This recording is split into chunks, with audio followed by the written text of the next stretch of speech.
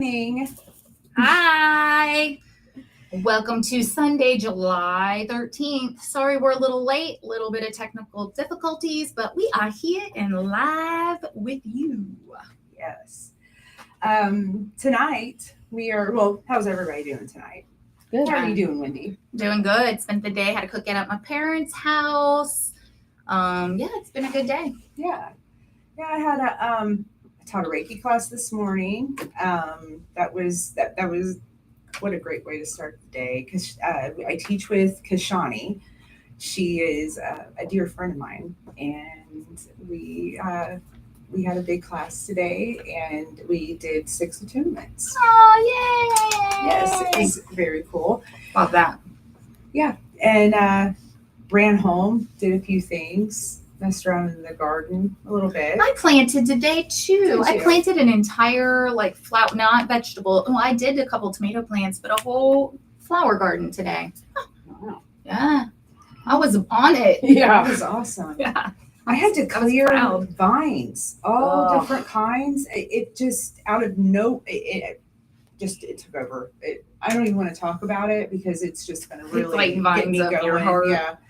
So now we're back here and we got all this stuff taken care of. Yeah. I mean, we're rocking it Yeah. as much as we can for 2 people who are not tech savvy.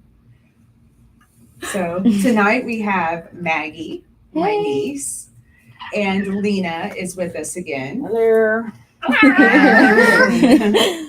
And Lena, you'll have to speak up a little bit because the microphone's all Yeah. over here.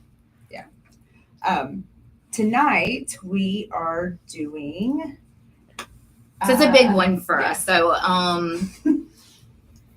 it's going to be a heavy one tonight, but also a light one, something that I feel very inclined to speak about.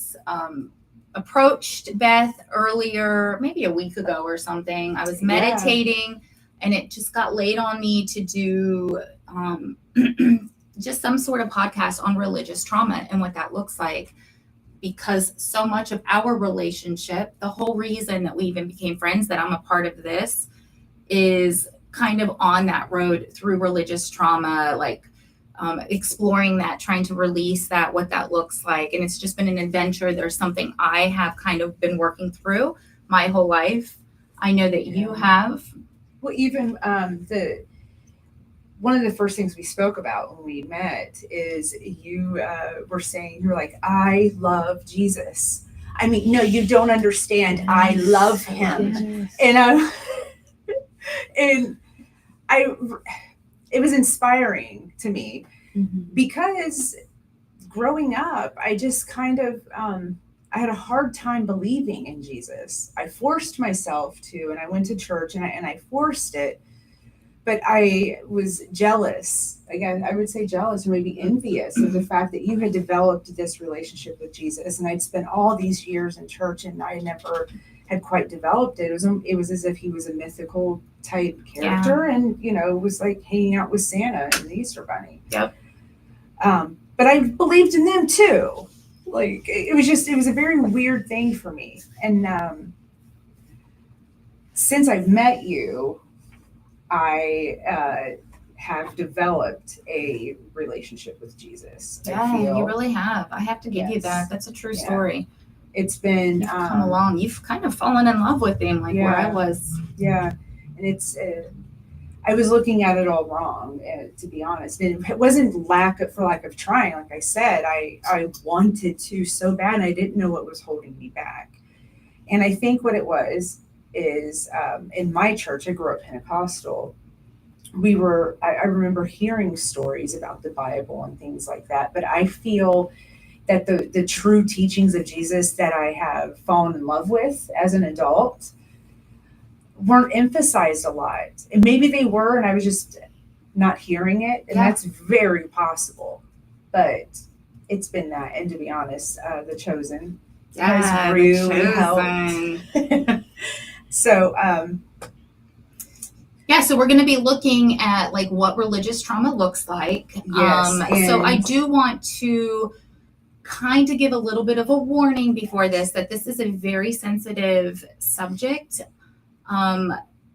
even reading through these notes, I got very triggered. I did not expect to get triggered by it, but there will be some triggering conversation. So please listen to yourself. Know that you're safe. If you need to pause this at any time, if you need to back out of the video, we are going to be taking this into a series. So this will just be kind of like our stories tonight, a touch on what religious trauma has meant for us. Will not be a bashing of religion in any way. I still consider myself somewhat of a religious person, more spiritual, but religion is so intertwined with who I am that it would be literally impossible to separate that. So with that, please know that we understand this as a sensitive subject, and it can be very triggering. You may not even expect it.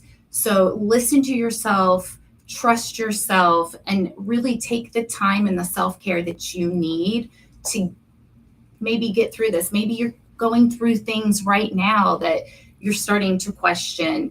And that's what religious trauma is. Religious trauma is any harm that's caused by religious beliefs, teachings, or institutions. So it's like that feeling that you get when you've been raised into something, you're born into a belief and you start to question it, or it's caused harm to the way you live your life or the way you think. And what we've come into is that a lot of people in our worlds, the people that we love, Yes. are suffering from that. Not just her and I, but Lena and Maggie both are suffering. And I don't want to give too much because we will have a podcast with each one of them on here to tell their story and where they're at in their process of the whole, where they are in their belief pattern. But it is going to be very interesting to talk to one who is very young, very close to that first layer of peeling off, and just knowing the anxiety that she's going through, the fears, and getting to share that with her. So that will be a very raw episode. But please know that we understand and we really love and care about you and want this to be a safe place for you. You are able to comment, reach out to us. If you feel super like it's too intense for you, please reach out to somebody that you trust, because this is a very serious subject and one that a lot of people really fear questioning or even confronting. So please know that you are safe. But yeah, with that, religious trauma, this is the new series. We're going to get to talk to lots of people. Yeah, and every one of us has a different type of trauma. Some are more severe than others. And it isn't necessarily that it's that you were necessarily physically harmed or anything, but I feel that the one thing we all have in common is that it changed the trajectory of our lives. Absolutely. And it's sad, but again, I don't regret anything I've ever done. It's led me to sitting right here and talking, being raw and talking about trauma with religion, and religion's already sensitive. It's already, people don't like to talk about religion. And by the way, we will not be bashing. No bashing at all. Did I already say that? I know. Yep. But it does say, what's a really cool fact that we found is that 1 in 4 Americans have switched or left their childhood faith, and many cite harm, hypocrisy, or control. So that's kind of a part of the area that I have experienced in my own. But, some signs that you may be starting to feel that is like when you do start to question, like maybe you just even question the reality of or even start reading outside of your faith or whatever you grew up believing, feeling that like that shame and that guilt or the fear of damnation. The judgment of the people around you, your loved ones, letting people down. Like it's so entangled. And this is one of those things that we call generational trauma. So I feel like we're in this great awakening. So lots of people are starting to question things. We're in the age of technology. Information is just, it's everywhere. So you have your hands on anything that you need. And we didn't always have that. So it was easy to control people with the faith, or not even control, but not be able to go outside of the boundaries of what you were raised in, because we didn't have the resources. And now we have the internet, and you have all of the accessibility to other religions, other faiths, other belief systems, ideas. And so we're at this age where we're really starting to wake up. And it doesn't mean that you even have to leave your faith. Maybe No. you go through this and you realize that, you know what, this is my faith all along. And this is what this is all just proven what I believe to be the way. And that is amazing. Mm-hmm. But it's that fear of even being able to do it, of, there will be some sort of repercussion, like consequence of even questioning doing anything. Just So questioning it all. That was the you have I think nightmares. that's the core of my trauma, is I didn't question. You're not supposed to question. Yeah. You don't question God. Or Okay. if you question it, you didn't get it. You're obviously not. In my case, it was saved. You're not saved. Yeah. If you even have to question it, you didn't get it. It didn't stick. The devil's in there somehow. The devil's in there Absolutely. somehow. Yep. And so that was like the first thing that hit me. So I didn't even question it. And then after that,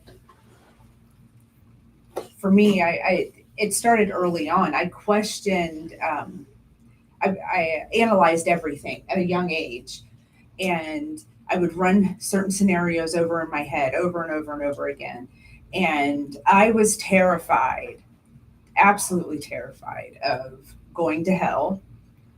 And one time I had burnt myself. I can't even tell you exactly what it. Like an accidental burn. I had burnt myself, and I was told that that's how my whole body would feel forever and ever. Yes. And ever, okay? Dude, I've Gnashing done of that. the ankles. Yes. Like, yes. So Yes. my ex-husband had literal, like, he may still be this way, but he would wake up. He had such a fear. He has such a fear of hell that so much of his life was based on not because of the love. I'm not saying he didn't love, but it was more based on the fear. Of the Yeah. dogs. Like, he believed Yes. that these black Dogs demon dogs were coming at. And he would wake up crying Dude, in the middle of the night. I legit being here with the exact same. You guys know my Pull fears. the microphone up a little bit so we can hear you. Like, no, Yes. this is a real thing, because I struggle with this. I will have night terrors. When I was pregnant, that was my night terrors were pretty much of hell. I am still this is like I'm going through this, like raw Right going now. through this. I still believe there's a rapture. I still believe in this is Yeah. all real. And I'm mortified. You're scared to mortified. death. I am mortified. And I just pray every day the rapture doesn't come, because I'm so scared. Why are you questioning it if that This is not love. God is love, and this cannot be love. And like, I can't even. It's like so terrible. Yeah. But this is not God, because God, like, what God it's so confusing, because they tell you if you pray to God and you ask Him in your heart, you will go to heaven. But then they tell you also, you sin, you go to hell. So what is it? There has to be. This cannot be God. This cannot be it. You know, I look back at my childhood, and because I took everything literal into heart, and I wanted. And here's the matter of the fact: I was a good kid. I was a good kid, like well behaved, Right. but I wasn't evil. I wasn't running around doing evil shit all the time. I was just a kid, terrified of burning all over my body, Right. never seeing my parents again, never seeing anybody. Eternity. Like, this is eternity. Eternity. And to be able to sit and watch that this is how I had understood it as a kid. That part of your punishment in hell is watching your loved ones in heaven. You were able to see them. And I just remember thinking that this is like, and they would not remember you. Right. Do you know how mortifying that? I said mortifying.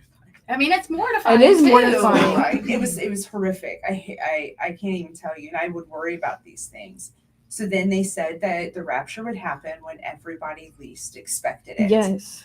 So Every day you as a think of it. 5-year-old kid, I remember sitting on my front porch at my house and deciding that I was going to carry this burden, and I was going, because I knew there had to be many other people out there who didn't want the rapture to happen yet either. So I'm like, well, it can't happen until everyone least expects it. So I'm going to always expect it. Yeah. Yes. That's what I did That's as so a real. I was a little girl. So then anytime I would do something that I knew was bad, because I knew Jesus knew what I was thinking. Yes. Jesus knew everything. He saw everything. So this is like one of my mother's favorite stories to tell. I think you've heard her tell this story before. I was like 6, maybe, probably about 6. And I ran into the house, mortified, terrified, and told my mom that I had said a really bad cuss word. Oh yeah. And it was the F word. Well, my mom said, well, what did you say? And I like whispered it in her ear, F word. And she was mortified. Like she couldn't believe my parents didn't say those words at that age when I was that I little. just imagine a Christmas story. Yeah. Oh, and my mom's like, what? Who heard you say it? And I was like, no one heard me say it. I just said it in my head. I said it in my head, and I told on myself because I knew Jesus could hear my thoughts. And I was like, I'm going to go to hell. I am going to go to hell. That's a horrible, horrible thing for a kid that young to be worried about. Complete damnation. And so that's the trauma I suffered for. And also, I never changed my clothes in my bedroom because I was told that Santa Claus would look in my window. What? To see if my room was clean. My mom said it one time, maybe a couple times, but it stuck in my Or that like head. your aunt family can see you, because I would always cover up in the shower because I would like think like grandma could see me shower. Oh, the people had passed away. Yes. I used to do Yes. that too. Like, and I remember telling my mom I didn't change my clothes in the bedroom. I always changed my clothes in the bathroom because, like, what if Santa had just happened to stop by to check on my bedroom? My. And my mom was like, "You read way too much into that." I was But like, you know, as a kid, man, No, That's- for reals. That's someone's just looking the- in my legit. window. The eclipse, I really thought that was the rapture about to happen, and I was shaking. I was crying, and you were like, I was screaming like a child at that eclipse. That was eclipse spiritual, life-changing for dude. me. That was Yeah, we're talking about the April the Ring of Solar Fire. Yes. The Ring of Fire eclipse we had. So some of the signs of suffering from suffering PTSD from religious trauma. They've actually got a is- term for it. It's been coined the religious trauma syndrome, RTS. It's coined by Dr. Marlene Winnell, and it describes PTSD-like symptoms and those leading rigid fear-based religion. So let's just call it RTS. RTS. We are going to call it RTS from here on out. I'm so gonna that have way to you'll keep know what looking we're at it because saying. I'll still forget I that. will But too. I'll call it like RTA or so. I think another really big sign, and something kind of Lena was talking about, and one that I have one of my biggest traumas from religion is sexual, like being afraid to be sexual or feeling guilty for being sexual. I've been a sexual child since I was sexually abused as a child several times. So that piqued my curiosity at a very young age. I was very sexual as a child. My mom said that she would see me humping the pillows. I'd be watching TV, humping the floor. But no, it's so real But- though. I remember, like, I had been talking to God since before I could remember. Humping pillows and talking to God all in one sentence. I love it, and this is It's the what truth, this is though. That about. is my Yes. But then, like, feeling like then going into, and again, like, just anything, feeling guilty of being sexual or having those thoughts, or that I can't be close to God Or your and own still body. have those, or my own body. Still, like, If you, I've yeah. left a relationship. It if that's, I suffer from a lot of religious trauma from this relationship, but it's, you know, a lot of my fault. We both went into this relationship and it was founded on a belief system, and then that changed through. But as early as I can remember, way before that relationship, I wanted to do yoga, and I was told I can't do yoga because it's demonic. And at first I'm like, I don't even understand that. Like, how is that Right. even possible? It's just a movement of the body. At that time, I only thought of it as exercise. I didn't even know it was a I philosophy. think a lot of Christians don't know. They don't. I didn't know until we opened this place and someone came in and said something to me about it. And I really Like, get what? a lot of it's. I almost get like a fear sometimes if I'm going into. So I've recently got to practice with the football team here, the high school football team here, and I worked with them last year. And I remember it was an honor. Like, what an honor. And to really like expose this young generation to like mindfulness was such an honor for me. But we posted it online, like on the socials, and a parent left comment like, oh, since when did we start allowing religion in the schools? So even when, so I like, you know, and it's not a religion, it's a philosophy. It has nothing to do with a religion, really. A lot of people think because it's from India that it's Hindu. But I even had a fear when I was starting to announce to this group, this new football class.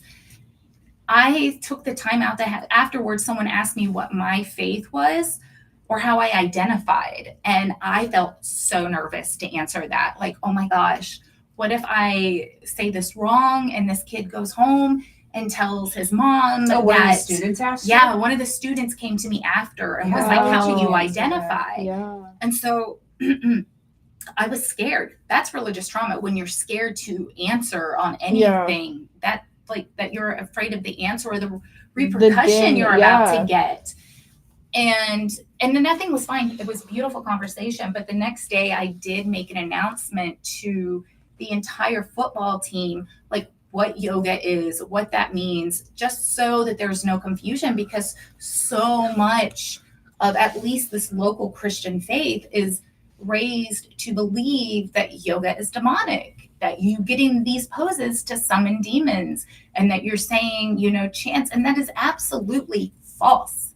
It is false. That is false information. So if you are being told that you cannot practice yoga and be a Christian or be a Buddhist or be a Muslim, that is the wrong information, because yoga simply means connection. And the only relationship that you have to have to God is the belief that there is a God, that there is an outside source from yourself. It doesn't matter what that God's name is, how you identify.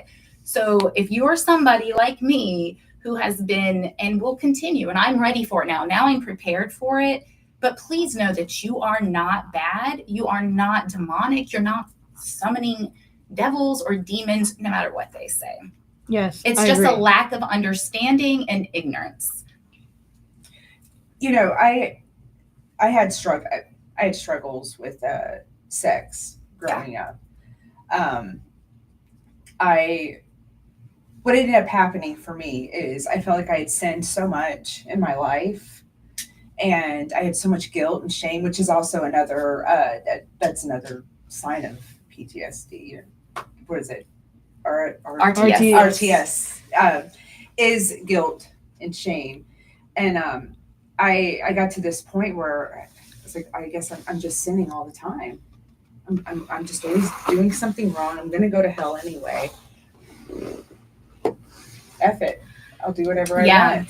And I ended up, sex was something I held very sacred to. I held it very sacred, almost cripplingly sacred.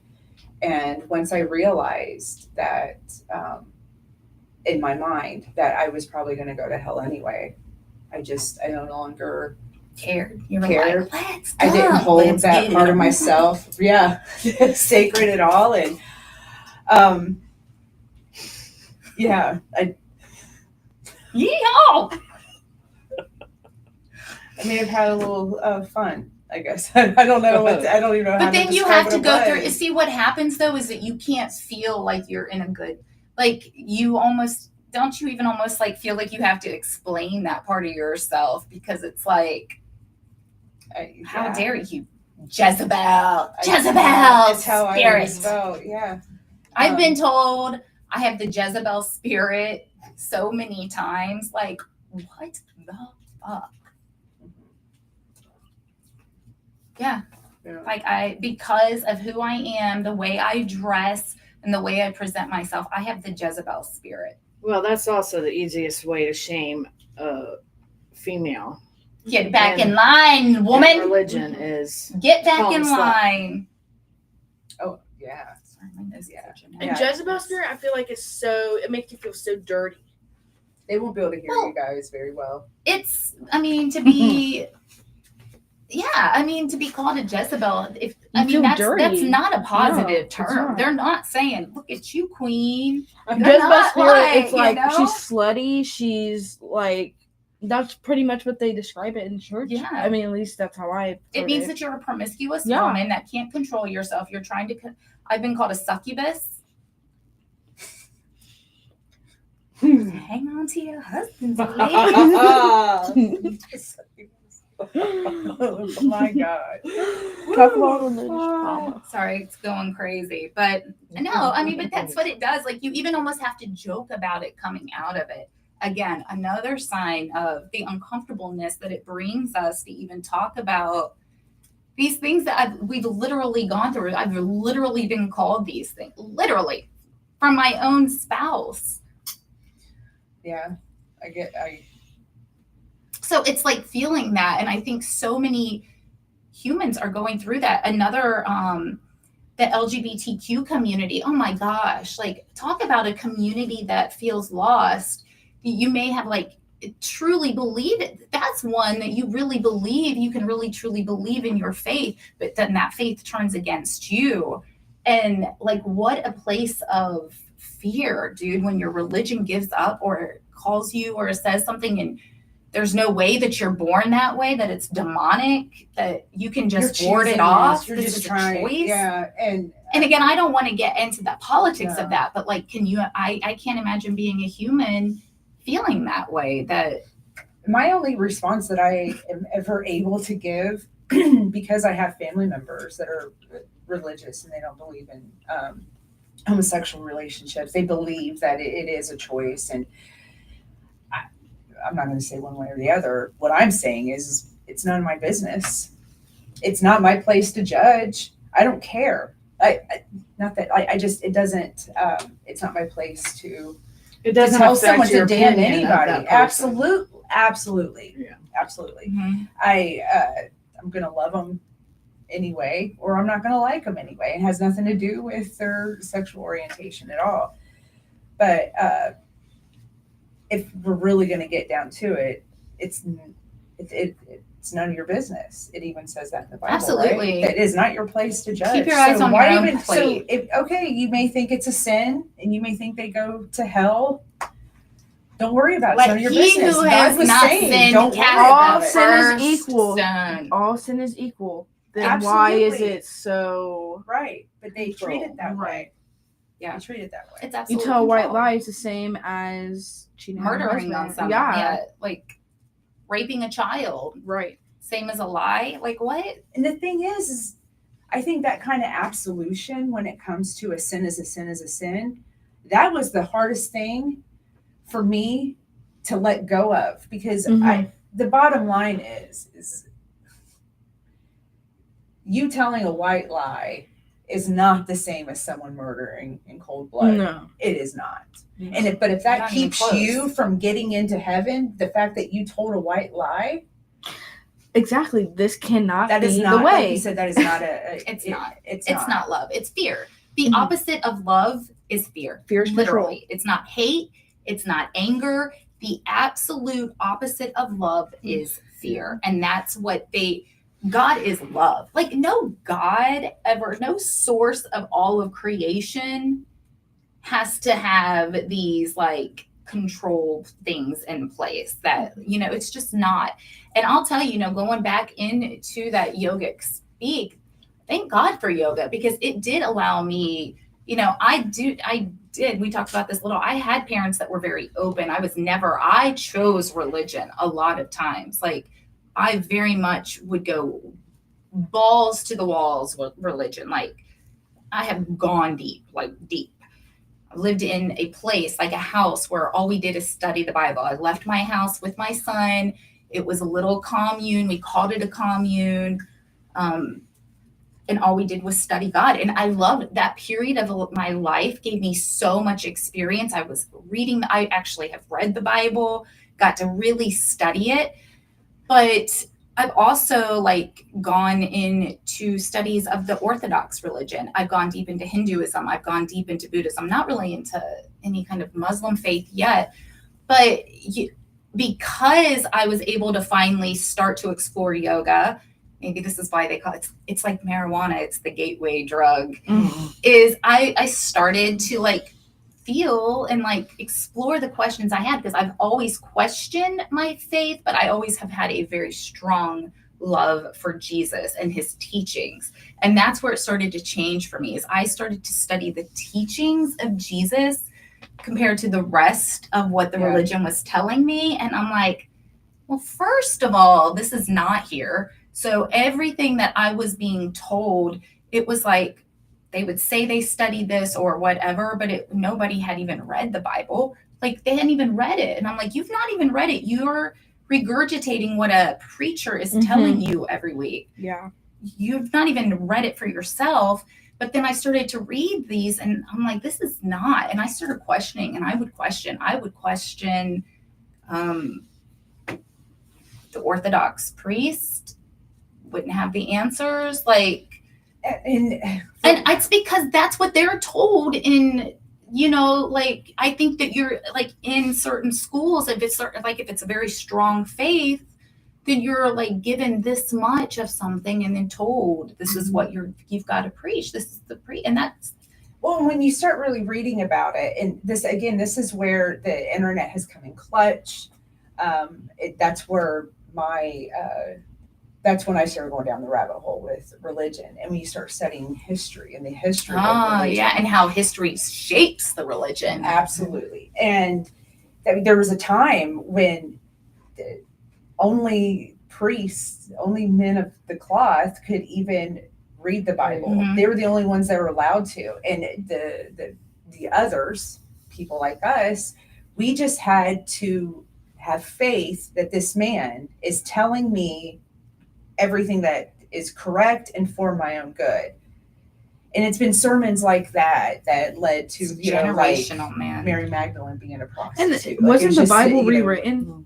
Several times. It's been translated. So what we're being taught, what we're all following. Oh, wait, you want to know what you're being taught? Like the King James version of the Bible. Look into King James. Look into that and how I can't even understand. I don't read King James because it is so over my head. But it was rewritten and they took a bunch of stuff out.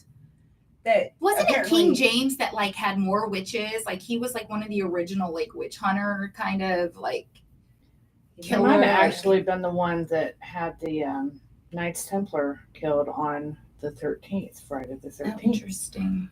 I think we should look into who he is, because it's very interesting. The other things that he had another book wrote, and it's very interesting. And it was a handful of some of the best writers at the time that were doing it. I think they're even just now coming out with, they are able to prove that like Paul didn't even write the epistles, like it wasn't even written by Paul, and that's who we've attributed them to this whole time. Don't even get me started on that. Mm-hmm. Yeah. So what do you think? What is one trauma that you suffer, if you don't mind sharing, Miss Open Book? What do you think is one that really shaped your life, that really made your life take a turn because of an idea that you were raised with? And I'm not even necessarily raised, because most of my religious trauma didn't even really come from my parents. No, my trauma. My parents were really easygoing. Like, I went to Pentecostal church. My mom was Baptist. Yeah, I've My been dad was baptized Pentecostal. 3 times. I was raised in the church. My parents didn't go to the church. They would get us up on Sunday, put braids in our hair, give us a penny, and we were put on the bus to school. And I Yep. loved church. I would I did come too. home. I would play church. You know how you like play school? I would play church. I wanted to be a missionary. I was in love with God from day one. When I say I have talked to God my entire life, it's weird because I have often believed that was the trade-off, that I've been able to talk to God because I was molested so much as a child, that was my exchange, that like, so I get to talk to God because I was molested kind of thing. And it could be that's where my trauma went, is like talking. I mean, I remember saying, one of the only memories I have with one of my molesters was saying, God's never going to forgive you for this. Like, That makes I me was want to cry for I was you. 3 That is and I knew deep, that. Wendy. So I have known God on a very close level my entire That life. like low-key just traumatized You know me. that had to. That That literally was had to. so like, terrible. I shouldn't say I hope anything, but I had to have haunted him. And I don't know, that's not for me. I've had to come to terms with that. I've always been open about my sexual abuse. But it did put me on a spiritual path. So because of the trauma that caused, I was always seeking for that like full love. I had to please God. I had to make God happy. And it became almost like this obsession for me to find God, which is how I'm here to this very day. I do consider myself a bhakti yogi, which is someone who is, their life is in devotion to God. I don't do it to the extent, but I don't feel like you have to. I know who I am. I know what my relationship with is God, and it is like a nonstop communication. I wake up talking to God, but that was not always there. I have had to have the fear. I live also with a little voice in my head at any point that you could go to hell. Mhm. I don't know that will ever leave me. I don't know that I will ever not hear that voice. Yeah. I can still hear and feel people like judging me for the yoga, for tarot. Mhm. But I also know what I feel inside. And so I have to constantly be on this search. I have read the Bible. I still read the Bible. I started reading Jesus Calling the other day, and I've read that before. And I came to you with this, and it triggered me. Like, I was like starting to feel this weird, icky, like traumatic Christian feeling in me. I've been done wrong by a lot of people who claim to be so Dude. Christian, living the gospels of Jesus Christ, but have not even. And and I think that's been a lot of people, And that's where a a lot lot of of trauma. people- And sometimes the betrayal by some of these trusted leaders in the church isn't even necessarily betrayal on you. No. It'll be they stole or they cheated on their wife or things of that nature. When you have a whole congregation who has really looked up to this person and put them on such a high pedestal, only to fall short, even if it's a little bit, it's traumatizing. If this man can do it, then there's no hope for the rest of us. However, really, how you should look at it Like, I went to is if this church- person struggles, then you should be able to identify with it. Yeah. The struggle is real. You're going to make mistakes. You have to learn from your mistakes. That's how you forgive yourself. That is forgiveness. Yeah. That is the kind of forgiveness that God is looking at. Not that you can't be punished for a sin. If you kill somebody and you're punished, that is your punishment. Anywho, I'm kind of rattling on. Sorry. But it can lead to isolation, and there's a term that I saw, spiritual homelessness. Oh, that's so. And I went through that. It was like a little over 10 years ago. And when I started really just coming to, I guess I was being honest with myself. These are all things I've always felt, but I felt so guilty feeling it. I felt so ashamed for even feeling it. And finally, when I was like, why am I questioning this so much? It's because it does feel icky. Yep. It doesn't feel right. And I was angry. I was angry at Christianity, and I was angry at it. I was just mad.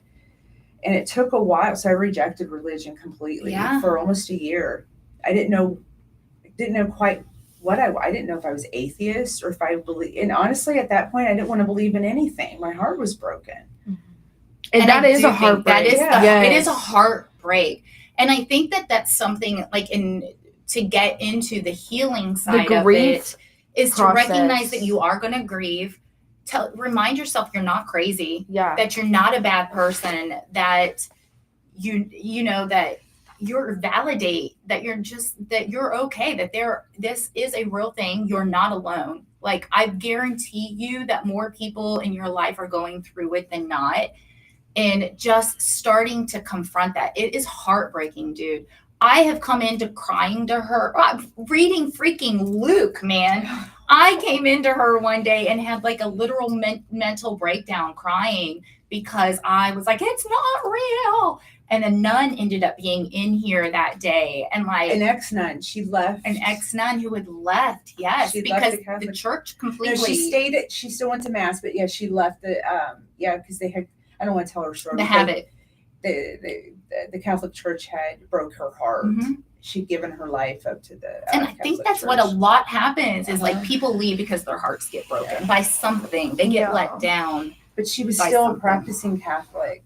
She said the thing she told you, she said, here's my advice to you. Take what you want from the Bible, what resonates with Mhm. you. That's what the Bible is for. And it was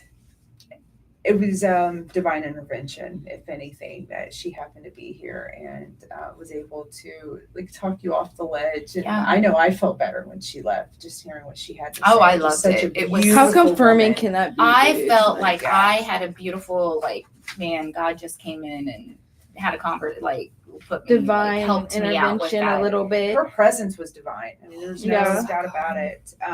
But if you are really going through a struggle, getting therapy is something that may help. I know that a lot of, like, I feel like you just recently, Yes, I Maggie, just started started therapy. therapy. I've been through therapy. Find somebody that you trust, that you can really open this up, because I think the biggest thing is that people are afraid to say anything to anyone because they're going to be judged by the people around them, their family, their friends who, you know, and you may just want to be questioning. It doesn't mean that you even want to leave or anything, Mhm. but if you have a therapist or somebody who is a non-biased that you can talk to, so you don't feel that judgment, really starting to deconstruct yourself. Read. Don't be afraid to read and explore what it is that interests you. Pray, man. Pray. That's what I did. Like it's nobody's business about everything. Whoever you want to, you can call in your guides, your ancestors, your loved ones. You want to talk to Jesus. I mean, pray and ask for that guidance and discernment. Discernment is so big because it is going to get more confusing. AI is out there. It's going to get more and more and more confusing. But it's okay to question things. And in fact, you should be, if you are in the right place, you should be encouraged to go out there and explore, because they would believe if that's what it is, then you're going to come back. What is it? You love someone, let them go. If they come back, then you know. So just knowing that there are resources available, because we are getting close to this time for this is going to be a long one. But like, starting to just really trust yourself, listen to yourself. We always say spirit whispers. The devil screams. The devil, the darkness, whatever Yeah. you want to, if the devil makes Evil you, screams. the devil makes me feel weird. When someone says the devil, I'm kind of like, but I get it, you know? So whatever that is to you, know that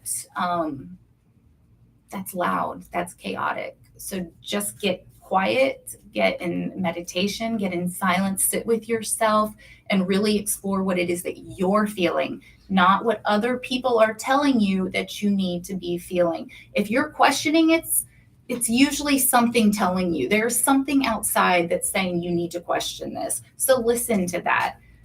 And Does I not mean you're find bad. now that I'm on the other side of it, and I've gone through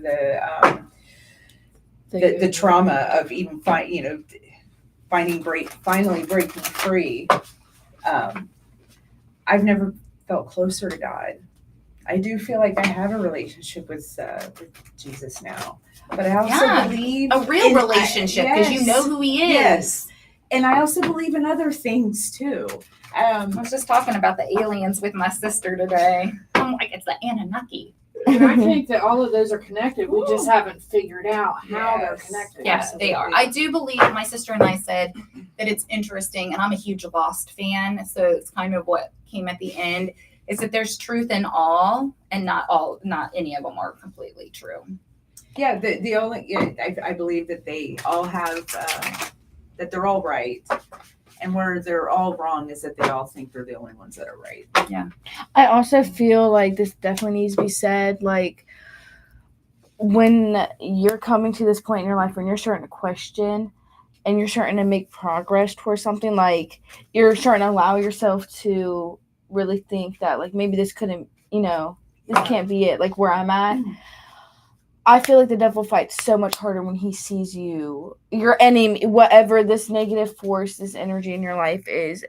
When they see you're after something good, of course they're going to want to put on your downfall. So they're going to fight 10 times harder. They're going to mentally battle you, make you feel like you really are like a demon, like for real, for like stepping out and leaving this. Yeah. I'm going to pull a tarot for our next 2 weeks, a card just to kind of give us some guidance. So we just asked for the guidance from the spirit on what it is that we should know as a collective for the next 2 weeks.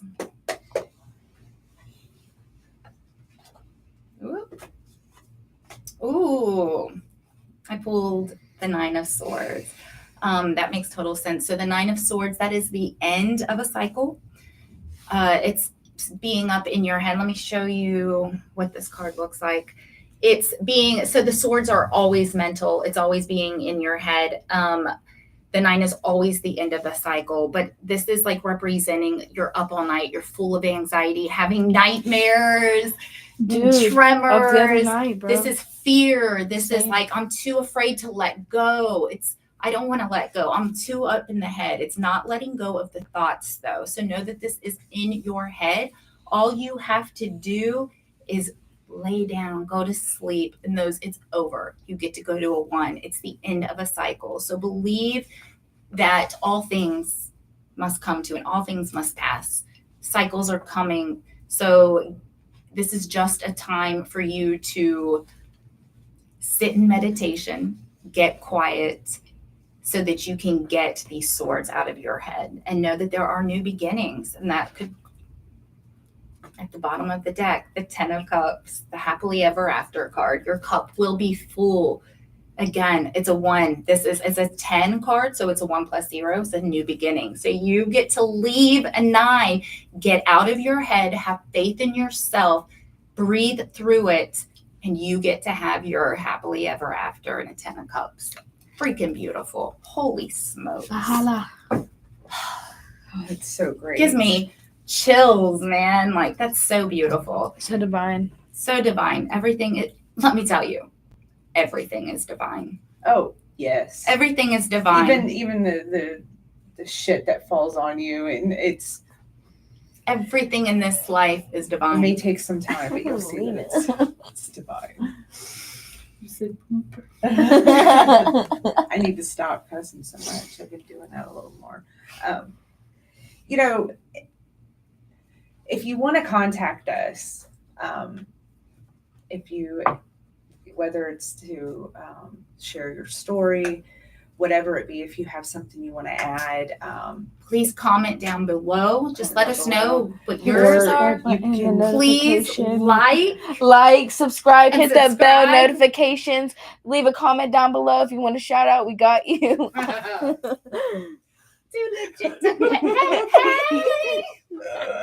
Yes, please though, help us reach more people. I do think that we have a lot to talk about, but yeah, we do want to hear from you. Please reach out if you do need to talk, or you just want to talk. So yeah, or tell us that you're mad at us. If Yeah. that's really, it's this is a safe place. We're it here is for a you. safe place.